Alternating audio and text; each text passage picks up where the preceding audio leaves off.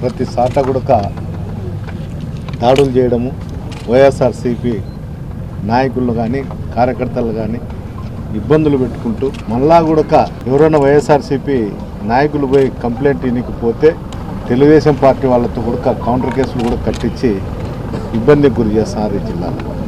ఇలాంటి పరిస్థితుల్లో ఈ ప్రభుత్వం ఏం చేస్తుందో కూడా అర్థం కాని పరిస్థితి. ఈ విధంగా జరుగుతానే కూడా నేను చాలాసార్లు గతంలో ఉండేటువంటి ఎస్పీలు కానీ ఇప్పుడుండే ఎస్పీ గారిని కూడా అందరం కలిసి, అంటే ఇక్కడ ఉన్నటువంటి మాజీ శాసనసభ్యులు అందరూ కూడా పోయి ఆయన అడగడం జరిగింది.